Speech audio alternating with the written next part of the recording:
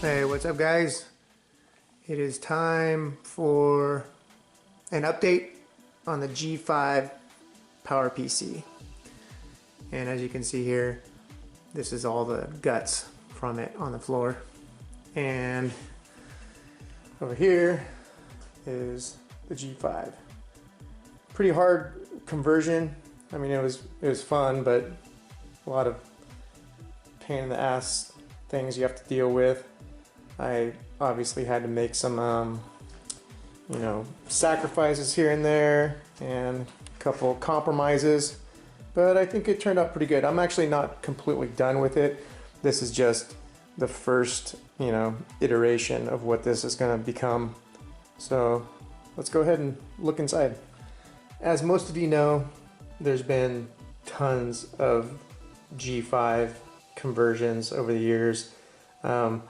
I purposely tried not to do research on it just so I could, find my own path and figure out the way I was going to do it.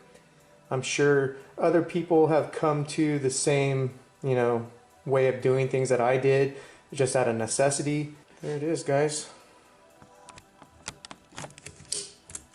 I wound up putting a Z77 motherboard in it with the i7 2600K that I had laying around, and I also put in that GTX 1063 gigabyte that I bought last year off of eBay.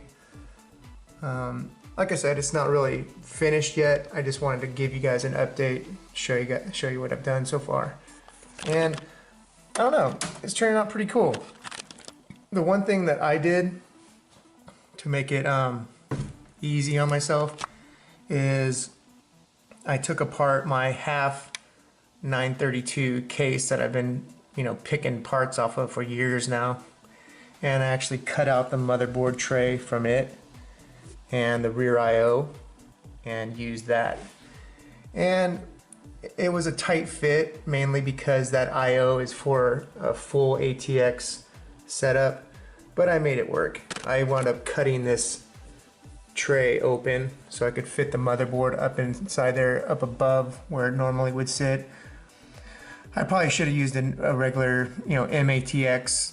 I was able to fit an ATX power supply in the box from the old power supply, and it turned out pretty good, to tell you the truth. The one thing that I'm kind of concerned about is that I still have the original little fans from the Apple pushing air through there, and they're just a little bit weak in my opinion. So what I might do in the future is get 2 new 60mm fans and wire them up and run them to a fan header so I can actually control the speed.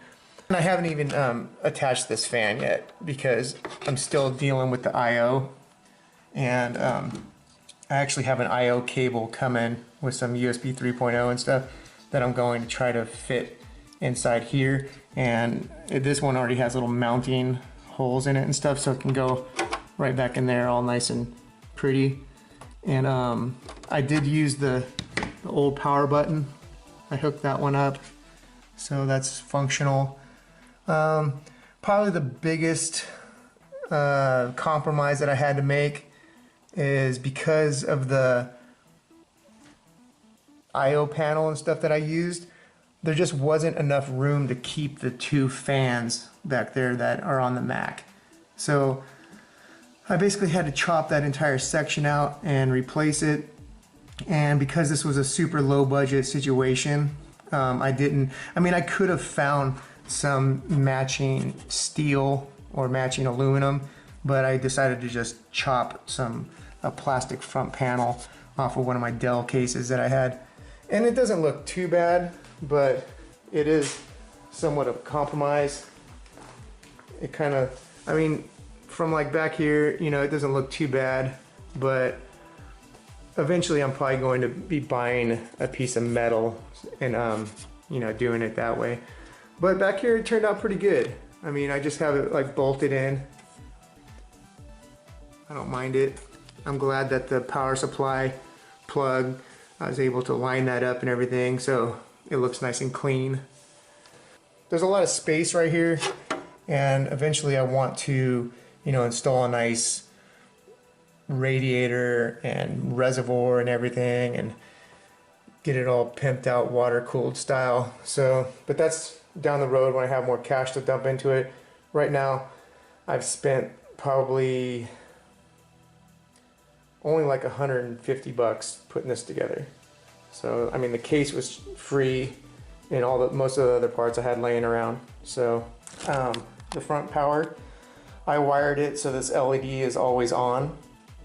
You can switch the wires to where it only lights up when you push the power, but I wanted it lit. I kind of like when it's lit up like that.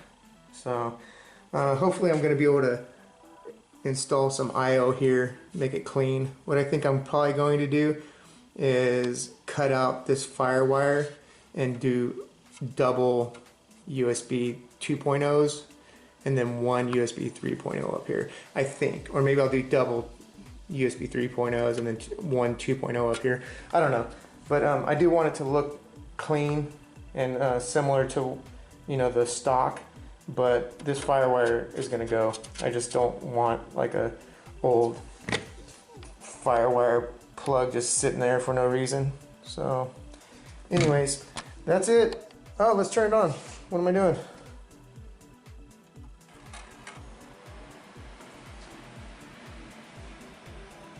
So, like I said, it's got the 2600K in it. I haven't really overclocked anything except for the RAM. I overclocked the RAM a little bit just because it's kind of older RAM and it's only running at 1333. So I just quickly, set it to 1600, and I might try to push it to 1887 or whatever. But yeah. And eventually I'm gonna switch out this GTX 1060. I don't know what yet, but like I said, this is only the first iteration. I'm sure it's gonna be going through a lot of different changes. And the reason why I left this pan the full size is because this Z77 motherboard is kind of skinny. So these are actually, mounting spots for wider motherboards. And in the future, if I want to put in a different motherboard, I want those mounts to be there. So for a quick, low budget situation, I think it turned out nice. Anyways, guys, hope you like it. There will be more videos on this one in the future. I do plan on putting a hardline water loop in it, so that should turn out pretty cool too. Anyways, see you guys in the next one. Peace.